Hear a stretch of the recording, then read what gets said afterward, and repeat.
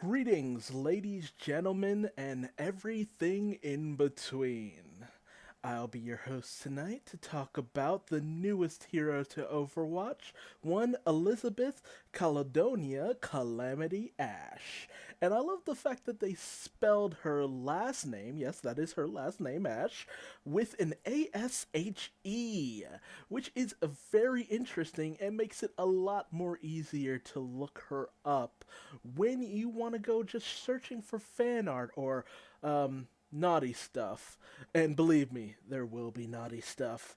She is 39 years of age and is the heiress to a massive family that, in Texas sold oil. Her father is an obvious oil baron, and her mother is obviously just a well to do woman. And both, unfortunately, are very busy in their lives, always have been. And because of that, Ashe has always been very much alone in her life. To the point where, after a point, she started to kind of lash out in her life because of the negligence of her parents and to gain some form of attention.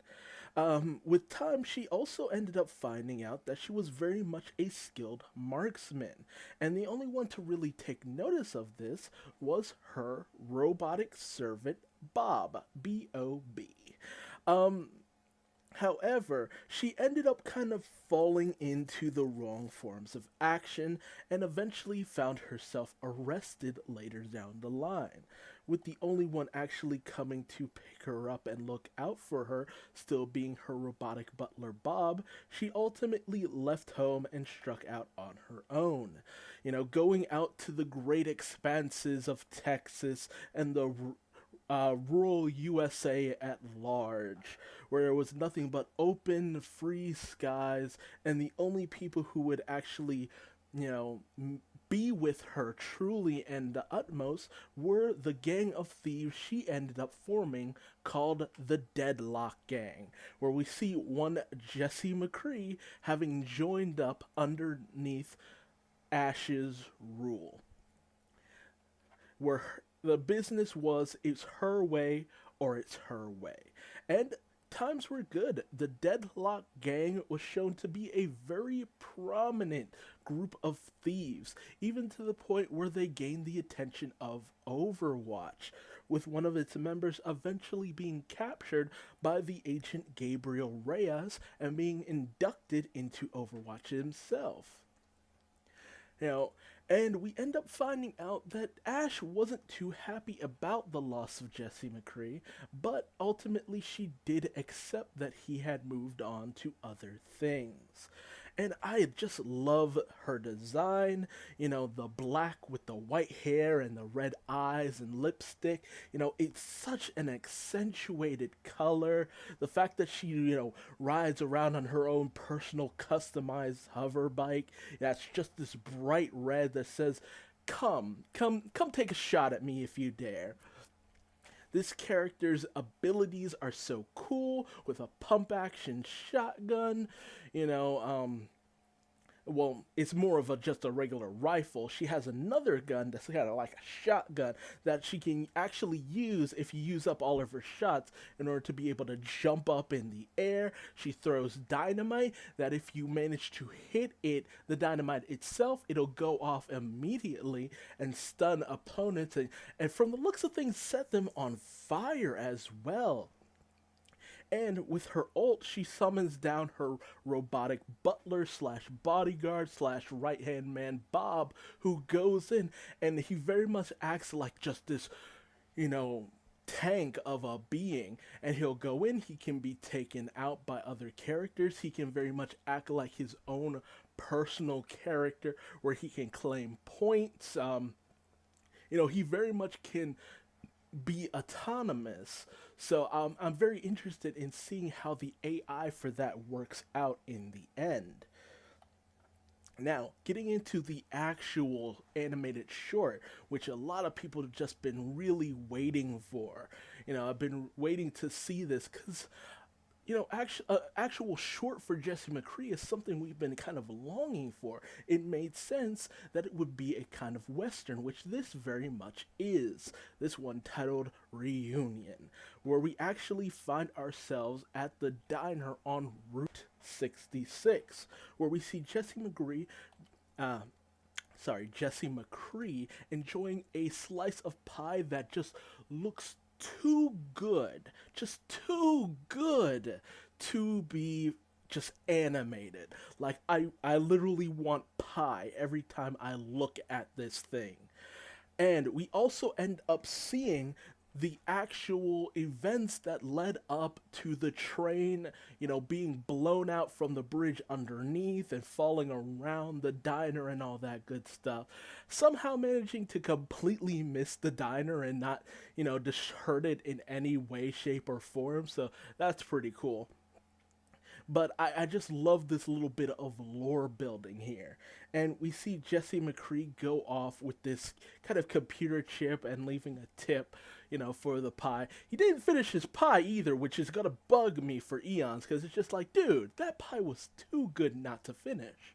But he walks off to confront the Deadlock gang, who is conducting their raid on the ruins of the train, getting all forms of weaponry and destructive devices and so on and so forth. So it makes very much a lot of sense why they decided to raid this. However, what doesn't make too much sense is the fact that ultimately the Deadlock gang is just really gathering a whole horde of weaponry. Once you get to the payload end on Route 66, you see they have this entire operation set up. So it makes sense why ultimately Overwatch had gone after them. Because they just have so much weaponry that you have to wonder what they're ultimately going to do with it. But McCree confronts them, simply requesting for one of the crates that they had gotten from the downed train. I also have to make a side note that Jesse McCree has a weird situation with trains.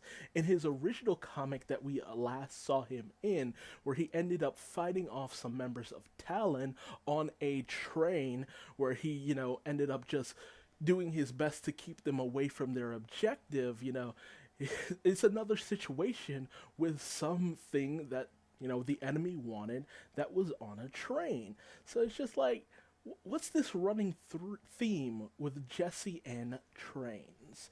But back on topic, Jesse talks to Ashe, very politely at first. It kind of makes a little bit of demands, just like, I just want what's in the crate. So naturally, Ashe, not really being the most compliant and friendly person in the world, dispatches with all pleasantries and just takes a peek just to see what would bring Jesse McCree back to this neck of the woods after so long. And I also love the fact that we had a prelude to this in one of McCree's voice lines when you're on Route 66, where Genji asks what would bring McCree back here, and his response is, same thing it ever is, unfinished business. So it's nice to have some of that lore just kind of worked in there, here and there if you know where to listen. But they gaze inside the crate, and, she's immediately interested in what that item is and why it's prevalent to Jesse McCree himself.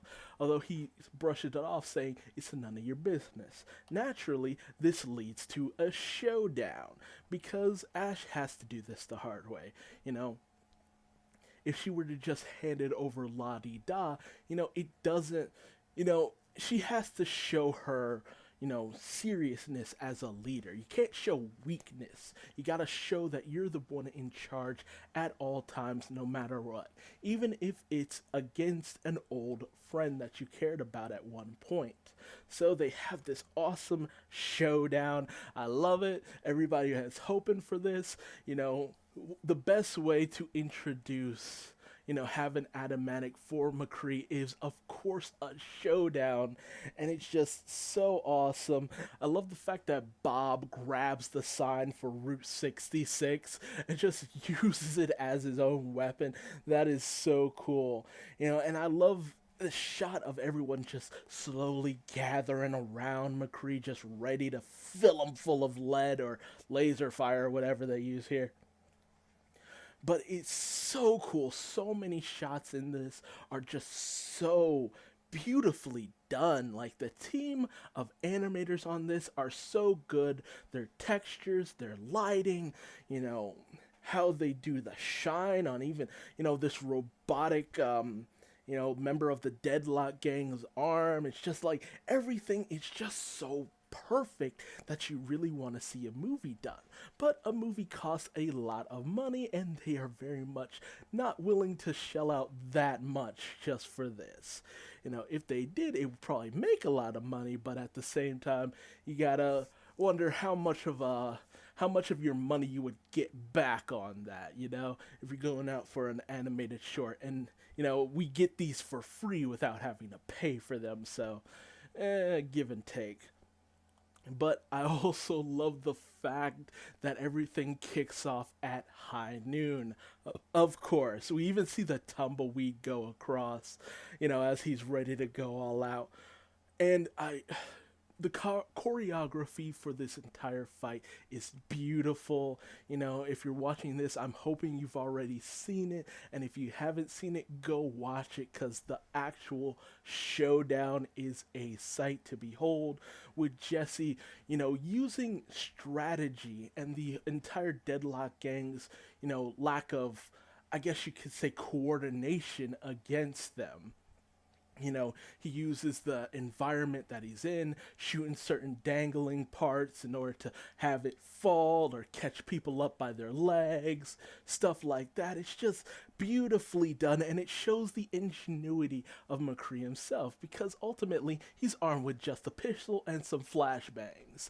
So, he goes in to the best of his ability against higher odds, using boulders for cover as they fall from the cliffside. It's just awesome.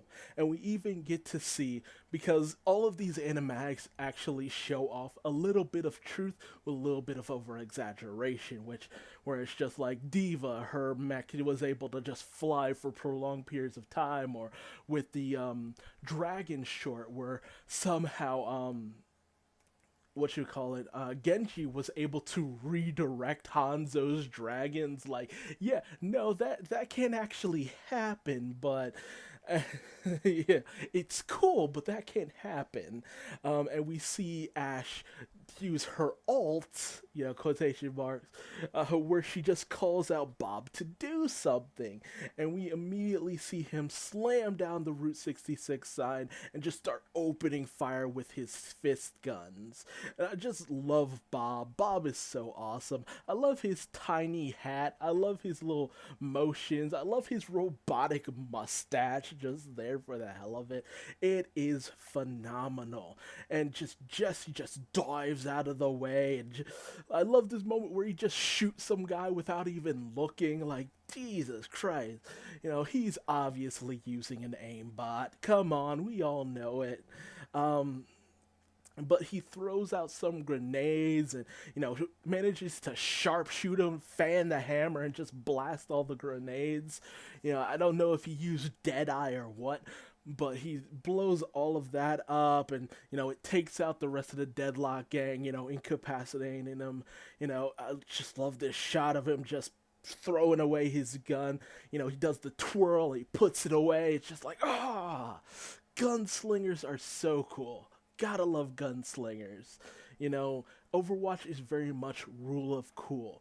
Ninjas, sword fighters, gunslingers, vigilantes, edgelords. Yeah, so much cool stuff. But that brings our short towards its conclusion, as he ends up having the Deadlock Gang bound up, put on the transport, and just activates it to send it back to the gang's hideout. That goes off with naturally Ashe just swearing up a storm about how she's gonna rebuild Bob and have him tear off Jesse's other arm, which is cute. It's like so sweet, a little bit of a lover spat. And he goes over to the down crate opens it up, puts the chip in that we saw from before, that apparently was some kind of memory core or something along those lines, and it activates this Omnic that we see, who is called Echo. Now, this is a character who has actually been in concept and development since the very, very early stages of Overwatch, where it was, I believe, the original name for Overwatch was Prometheus, and this character was here as well, alongside like Tracer and various other characters. From the very beginning. And we end up finding out that this character has very much a history with not only Jessie McCree, but Overwatch as a whole. As she, points out the fact that she, inquires as to what happened to Jessie's arm, showing that she knew Jesse even before he lost the arm. So back during his days with Blackwatch and all that good stuff. And Jesse, exposits that, call got out to get the band back together. That's the recall message that we get, that you see at the very beginning when you start off Overwatch on consoles and various things like that. And, after Winston had that big situation with Reaper and all that good stuff. He puts out the call and all that good stuff. So we're still very much in those early days of what's happening when that call goes out. That's the whole plot line behind the various moments that we see, the various animated shorts. They're all expositing what happens when Winston sends out that call. So this is Jesse McCree after he's gotten that call. He's decided to go out, look for Echo, because while he did receive the call, he knows that ultimately, they may have asked for McCree, but what they really need is Echo. And he goes off on his own, ready to just do his own thing. He has unfinished business to take care of, because when doesn't he? So, he won't be meeting up with the group like all the other characters are doing, and we'll just have to see ultimately what he decides to do from here on out. I also love this little thing because he steals Ashe's bike, and we see this little, clipping of a photo of him and Ashe, which shows that she very much had a deep affection for Jesse to some degree. So I wonder how much of that we'll end up seeing exposited on later down the line, maybe in a future comic, maybe in future animated short, although they don't really do too many follow-ups on animated shorts. That's the thing. But we may, except for that situation between Widowmaker and Tracer, but you never know. But we are definitely gonna hear a lot of voice lines in the actual series, so that should be an interesting thing to see. And so Jesse goes riding off into the sunset, and that's our last glimpse of the cowboy. And in regards to Echo, the character herself, these are her earlier appearances where she was known as Iris, and she had Athena's logo on her head originally. So I wonder if how many major changes they've done to the character as a whole. How much has developed on her towards this current day. And personally, I prefer the, just light in the center of her head rather than a face. It gets a little too uncanny valley for me at that point. So, tell me your thoughts on that whole situation. Do you like her having a holographically projected face, or would you have preferred the little eye at the center? We also have this image, which shows her with more of a holographic visor, and you can see a lot of the details that she has currently in this version of her design. We also see some of her abilities, which were particle beam, speed boost, and shielding. You have to wonder how many of those will actually end up working themselves into future versions of the game at large. But that's all I really have to say about this short. Tell me your thoughts in the comment section below. What do you think about Ashe and her kit at present? Are you ready to test it out on the PTR when that goes live? And are you just ready to just see what Ashe can really do? Are you ready to send out Bob and have him wreak havoc? Or do you think his AI might be a little in need of a little tweaking, more than likely, when he ultimately gets released? Are you glad to have finally gotten a McCree short after all this time? Because I know a lot of people have been begging for it very much up until this very point. So I'm glad we finally got that. Um, but yeah, it's just like, what do you think about Ash's backstory too?